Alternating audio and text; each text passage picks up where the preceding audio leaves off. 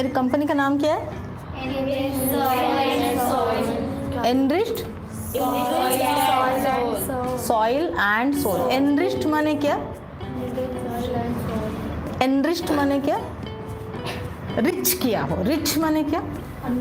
अमीर, है ना। सो जिसको हमने अमीर किया है, सॉइल माने क्या? मिट्टी। सो जिस सॉइल को हमने रिच किया है, ऐसी मिट्टी और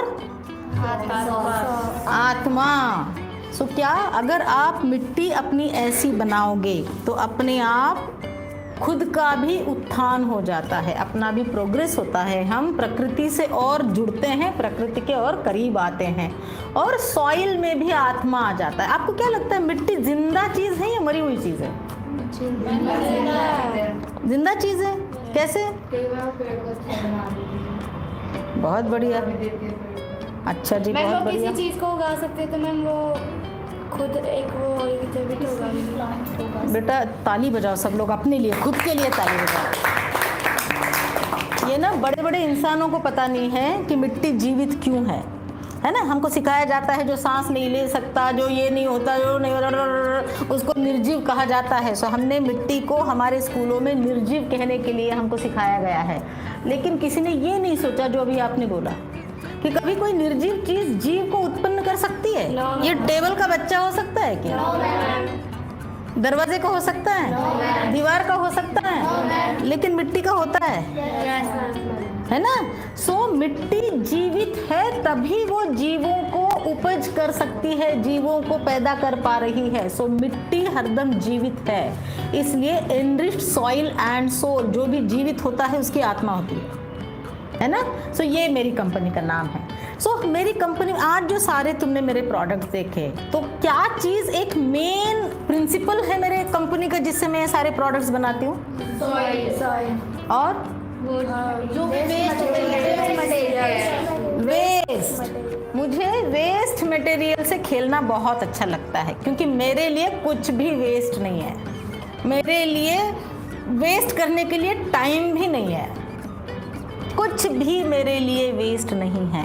हर चीज़ का कुछ न कुछ उपयोग है ना। सो मैं क्या क्या वेस्ट से काम करती हूँ। जो मेरी मिट्टियाँ हैं, आप लोग जो किसानों के, मतलब हरियाणा और पंजाब में कहा जाता है कि पराली जलाई जाती है, उस पराली से मेरी ये 7 मिट्टियाँ बनी हुई है।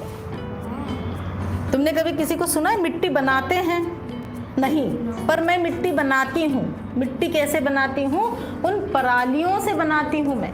7 मिट्टी का मतलब क्या होता है? सुना था ना, मतलब पराली माने बेटा जैसे गेहूं का या बाजरे का या चावल का आपने पौधा देखा है, तो उसमें से आपने ऊपर से वो गेहूं, चावल और मक्का और ये सब बालियां सारी निकाल ली, उसमें से अनाज निकाल लिया, वो पूरे जो पेड़ के अवशेष रह गए उसको कहते हैं पराली, है ना। तो उसको क्या करते हैं, काट के जला दिया जाता है, या फिर गाय भैंसों को भी खिलाते हैं, गाय वो कूड़ा जैसा घर भी बनाते हैं। बहुत बढ़िया। सो ये कौन बनाते हैं? आजकल हम बनाते हैं क्या? गाँव बनाते हैं। सो कौन ज्यादा पढ़ा लिखा है?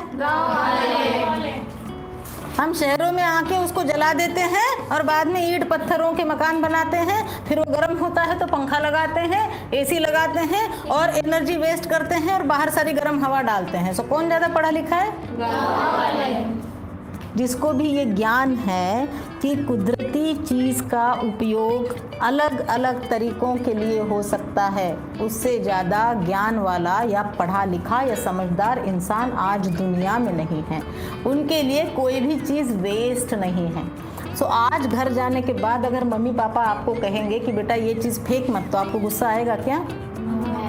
बहुत अच्छा। सो आज से अगर आपने ये सीख लिया, कोई भी चीज़ फेंकने से पहले रुक जाओ और ये देखो कि क्या इस चीज़ का मैं कुछ और उपयोग कर सकती हूँ। वहाँ पे अगर रुक गए तो मुझे लगता है अपनी 2 दिन की क्लास बहुत सफल हो गई आज। ठीक है। सो अभी मैं बताती हूँ 7 तरह की मिट्टियाँ क्यों।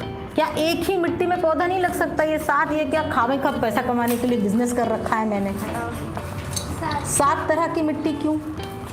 मैम वो सर ने बताया था कि वाटर प्लांट के लिए अलग होती है मिट्टी, और अलग अलग तरह के प्लांट्स के लिए अलग होती हैं। अभी आप यहाँ से जब घर जाओगे, अपने अपने घर जाओगे, जहाँ पर भी पौधा उग रहा होगा वहाँ पे अलग अलग पौधों के नीचे की मिट्टी देखो, पेड़ के नीचे की मिट्टी देखो।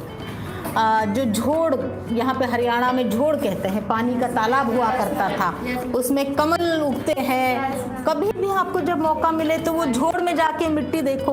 कोई यहाँ पे राजस्थान से है? अच्छा नहीं है। कोई उत्तराखंड के, नेपाल से कौन है? नेपाल से। तुम पहाड़ी इलाके में रहते हो या प्लेन इलाके में रहते हो बेटा? सो पहाड़ी इलाके में नेपाल की जो मिट्टी है वो मिट्टी हरियाणा की ये अपने ऑफिस के बगल वाली जैसी मिट्टी है? पहाड़ी इलाके की मिट्टी अलग, वहाँ पर पौधे अलग से आते हैं, यहाँ पर अलग पौधे दिखते हैं। राजस्थान की मिट्टी मिट्टी है क्या? सारी रेत है, मगर वहाँ पर भी पौधे उगते हैं, वो भी अलग तरह के होते हैं। करेक्ट। तो अब जो शहरी बगीचा है, उस शहरी बगीचे में मुझे एक एप्पल का पेड़ भी उगाना है, एक कैक्टस भी उगाना है। मेरे घर में मुझे बहुत शौक है तो कमल भी उगना चाहिए। फिर मेरे घर में जो नॉर्थ ईस्ट माने अरुणाचल वगैरह या जो भी बरसात वाले इलाके हैं उसमें एक फॉन नाम का बहुत सुंदर पौधा उगता है, वो भी उगना चाहिए। तो वो सारी क्या मैं एक ही मिट्टी में लगा के आएंगे? इसलिए मैंने ये देखा कि अक्सर जो शहरी बगीचा बनता है या शहरी लोग जो पौधे लगाते हैं वो बेसिकली 7 तरह के पौधे लगाते हैं। इसलिए मैंने 7 तरह की मिट्टियाँ डेवलप करी। अभी जब भी आप कल या परसों कभी आएंगे तो मेरे मिट्टियों के सैंपल्स मैंने रखे हुए हैं। उन सैंपल्स को छू के आप मुझे बताओगे कि एक मिट्टी दूसरी मिट्टी से क्या अलग है और आप उसके नोट भी बनाओगे। ठीक है। सो ये था आज हमारा प्रोडक्ट। उसके बाद में हमने परालियों से मैंने मिट्टी बनाई। ये लकड़ी के सारे गमले, ये सब जो गमले बॉक्सेस देख रहे हो आप, वो मैंने किससे बनाए? वो लकड़ी वेस्ट मैं कहाँ से लाई? जहाँ पर भी जैसे बड़े बड़े फल आते हैं, फल के बॉक्सेस आते हैं तो उसकी लकड़ी है। फिर ये सारी जो अपनी मशीनें जाती हैं या कार जाती है उनके पैकिंग में जो यूज़ होता है उसकी लकड़ी है। ठीक है। तीसरा वेस्ट और क्या है? ये जो सारा सामने आप देख रहे हो फर्नीचर रखा हुआ है, ये सब क्या है? इस सीरीज का मेरा नाम है प्रोडक्ट्स फ्रॉम फॉलन ट्रीज, गिराए हुए पेड़। जब भी मैं यहाँ से, मेरा एक किसान परिवार है भौंसी गांव के आसपास, वहाँ पर ये मेरी मिट्टियाँ वो किसान परिवार बनाता है। वहीं से सारे उसी गांव से गोबर, गौमूत्र, पराली, काफ़ी सारा लंबा प्रोसेस होता है। ये मिट्टियाँ मेरी 25 से 45 दिन में बनती है और उसको बहुत सारा प्रोसेस करना पड़ता है, सारा हाथ से, हमारे पास कोई मशीन नहीं है। वो एक किसान का परिवार है जो ये मिट्टियाँ मेरे लिए बनाता है। जब भी मैं उसको फैक्ट्री कहती हूँ, क्योंकि सब लोग कहते हैं मैडम आपकी फैक्ट्री यहाँ पर है, तो मैं भी फैक्ट्री कहती हूँ उसको। जब भी मैं यहाँ से फैक्ट्री जाती थी तो ये सोहना रोड पिछले 2-4 साल में गिर के फिर पुल बन रहा है उसके ऊपर। कोई गया है सोहना रोड पे? कोई भी चीज़ बनाने के लिए सबसे पहले हम क्या करते हैं? पेड़ों को गिराते हैं। तो बड़े बड़े पेड़ वहाँ पर गिर रहे थे तो मेरे को लगा कि अरे यार ये पेड़ गिरेंगे तो वेस्ट हो जाएंगे। वो लकड़ी थोड़ी बहुत बड़े बड़े पेड़ गिरे तो जो भी लकड़ी उठा के लेकर जाने वाले लोग थे उनमें से उनके काम का जो लकड़ी नहीं होता था वो लकड़ी मैंने उनसे ख़रीदा। उससे आप बाहर देखो, मैंने टेबल बनाया, कुर्सी बनाई, तितलियाँ बनाई हुई है जो दीवार पे लटक सकती है, देखना जाते समय यही पूरा सामने रखा हुआ है। कैंडल स्टैंड्स बनाए हैं, कुछ नेचुरली पंछी बन के खिड़की के नीचे रखे हुए हैं। ये सारे आर्टिफैक्ट्स हैं। फॉलन ट्रीज, गिरे हुए पेड़। फिर वो जो मैंने जड़ दिखाई वहाँ पर, वो जड़ उसने फेंक दी थी, बोला मैडम इसमें कोई लकड़ी नहीं निकलेगी, बड़ी वेस्ट है मेरे लिए, तो मैं उसको भी उठा के लाई। ये सारे वेस्ट मटेरियल से मेरा ये पूरा एनरिच्ड सॉइल एंड सोल ये पूरा बिजनेस खड़ा है। ठीक है। इसमें बहुत कुछ किया जा सकता है। आप लोग भी जब स्कूल ख़त्म हो जाएगा, आपको अगर इंटर्नशिप करनी है ऐसी सारी मेरी जैसी कंपनीज जो है ये आपको इंटर्नशिप भी देती हैं। यही सारा काम करने के लिए बहुत कुछ यहाँ पर सीखने मिलता है। हमारे इन 10-15 दिनों के बीच में मेरे यहाँ से एक इंटर्न करके गया हुआ एक गवर्नमेंट स्कूल का बच्चा है, उसको मैं बुलाऊंगी और वो भी अपने अनुभव आप लोगों के साथ में साझा करेगा। यहाँ से इंटर्नशिप करने के बाद में उसने अपना एक बिजनेस खोला हुआ है। ठीक है। वो भी आपसे मुखातिब होगा। आज के लिए हम यहाँ पर रुकते हैं।